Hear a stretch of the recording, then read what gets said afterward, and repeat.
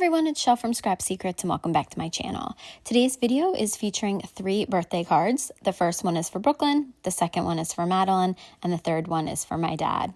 The 3 of them share a birthday. They were born on my dad's 60th birthday. And I haven't done a video in a while, so I thought that I would document the process of creating all 3 cards and talk to you guys a little bit about creating them as well as what is going on currently.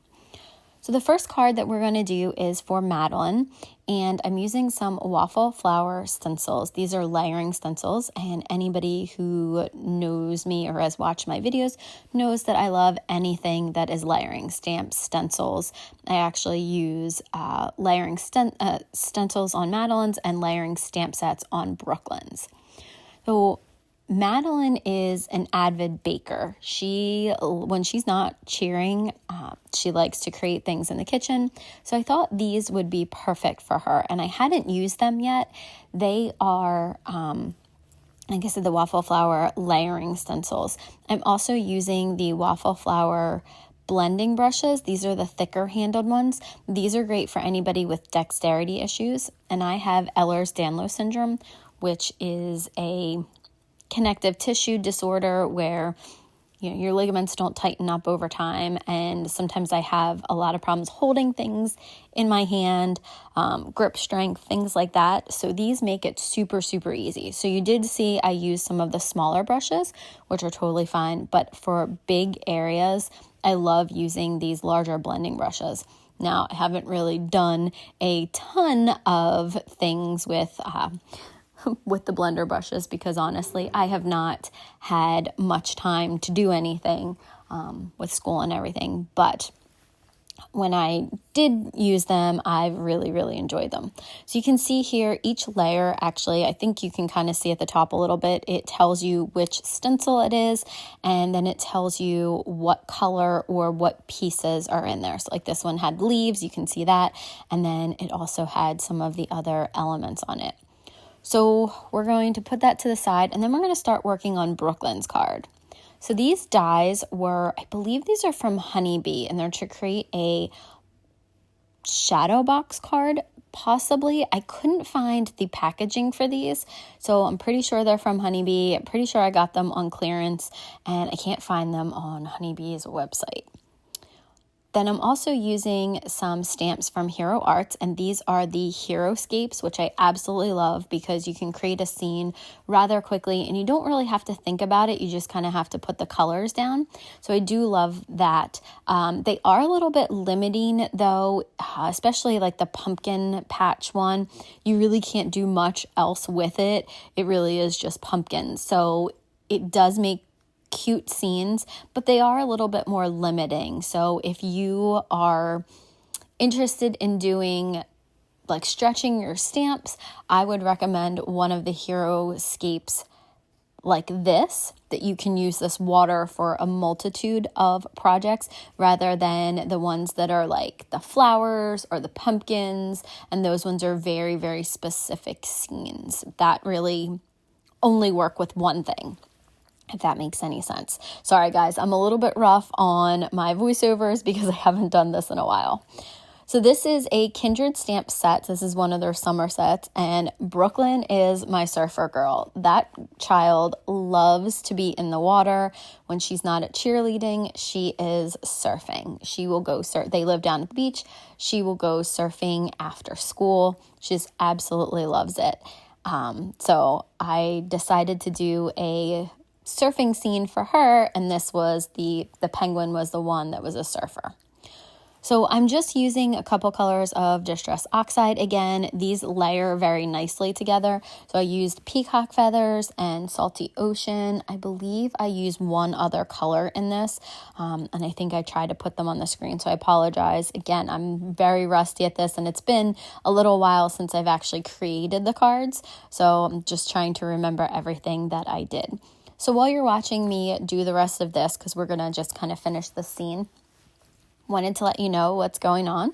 So last Tuesday, I had my very last class ever for my doctorate program, which is crazy. And that means that I am fully in the experiment and writing phase. So I have 4 experiments that I have to execute, then analyze data from those. I also have some consumer panel data that I have to analyze. And then after that's all said and done, I'm actually doing 5 interviews with experts in the field that I am choosing to write my paper on, which is private brands or private label. And it's kind of scary because in about 8.5 months, I will graduate. So time is flying by. I started the program about 2 years ago. As soon as we were finished, it was approximately 2 years from the time that I started taking classes, and then you write for another 9 months. So super, super scary to do this. So I turned in my very first draft of my proposal. So the proposal defense has to be done by December. And that's going to be here before you know it. So I'm actually going to defend in November, hopefully before Thanksgiving. And then everything is due 2 weeks before that. So you have to make a presentation and you either get an accepted with changes, or you don't pass. And then if you don't pass, then you cannot go on to the next step, which is the next semester defending your dissertation. So far, I think we've seen 4, possibly 5 defenses. A girl that I've gone to school with since kindergarten was actually in the very first cohort at St. Joe's, and she graduated. So I watched her proposal defense and her dissertation defense, as well as the other 2 that graduated the first semester or the first year. So it's just kind of crazy. Things have been busy with work and traveling. I was actually out in Minnesota last week for my last class, which is very fitting because the very first class I was in Pennsylvania and traveling, and then the last class I was in Minnesota and traveling. So kind of bookended my class schedule kind of nicely. So just a lot going on. So I am going to be doing the Countdown to Christmas series again. Marie is going to participate, and I believe this year Tara is also going to participate. So I'm super excited about that. We are working through coming up with themes. I don't know if they're going to be able to be 25 new ones. We have 3 years of different themes every single day, so that's 75 different ideas. I don't know that we can come up with another 25, but we might be able to. So we're going to see. We're going to try to do as many individual ones or new ones as we possibly can, and then we'll probably repeat some of the other ones, maybe some of our favorites or things like that. Not really sure, but we're starting to work on everything right now. So I guess that's it. So school, work, the 25 days of Christmas, the Countdown to Christmas series, which I believe will start in about a month. I think it's usually the end of September. So very, very crazy that it's coming up quickly. And I'm going to be trying to start my portion of the series or my videos pretty quickly because I know that it's going to get backed up. We probably are going to do Monday and Friday again. That way we have the weekend and then the rest of the week to do things not close together. But I think that's worked for us, Mondays and Fridays. I think that's what we did before. So if you guys have any ideas for the series that we haven't done or themes that you want to see, feel free to leave them below because like I said, I'm not really sure what we're going to be doing. We haven't gotten that far yet. Okay, so back to the card. I am now putting together the box for the shadow box card for Brooklyn, and it should have been different. I think I probably should have placed that scene back, and I could have completely done that, but I thought it looked cute like that, and she absolutely loved it. I put a little note on the back to her, and then I cut down a piece of Lawn Fawn paper. This is Lawn Fawn paper that I got in a pack in their Black Friday. They do I think it's a $25 and $50 or $50 and $100, something like that, grab bag. So I got that, and I just thought that was super cute. She loves purple. Brooklyn loves blue. So I tried to keep to the colors that they really like or the colors that their rooms are. So the last card that I did was for my dad, and his favorite color is green. So I wanted to do this book scene. So again, these are more waffle flower stencils and dies. And I just really like this. I'm a big reader. My dad's not a huge reader, but he does read very specific authors, where I'm more like I read pretty much everything, but he has very specific authors that he reads.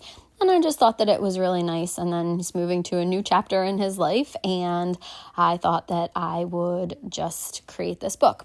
So I don't think I've used this set before. So also using a waffle flower stamp set to go ahead and pick out sentiments for this. I really wasn't sure what I wanted to do. There are a lot of book sentiments that I have from Waffle Flower and from some other companies, but I wanted something that would go ahead and fit on these pages and look nice. So I'm using my stamp wheel. I'm also using a new overhead mount. So you have to let me know. Obviously you can see that I didn't always have it in frame. I'm trying to be a little bit better about that, but it was the first time that I've used this, so I don't think I have this set up quite right yet. It's one that has a ring light on it, so you can kind of see at the top, there's that little light source there. The source on the left-hand side was actually just a regular lamp that I have, and I think that one just like clips onto my desk. But I do need to figure out placement a little bit better so that I'm not always off screen. But I feel like even before I was like that too. So sometimes I'm on screen, sometimes I'm not. I'm trying to be better about that, making sure everything's in frame. But like this, obviously, did not do a very good job. So we're using Distress Oxide and Antique Linen to go around the pages, kind of make it a little bit more antique-y looking.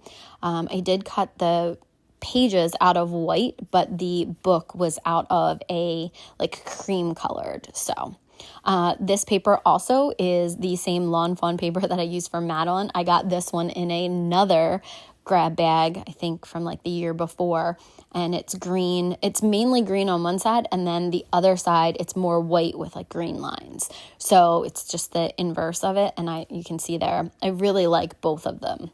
I'm going to go ahead and glue that down to an A2 size card base. And those are the cards for today. So I hope that you guys enjoyed it. I will see you guys again real soon for another video. Bye!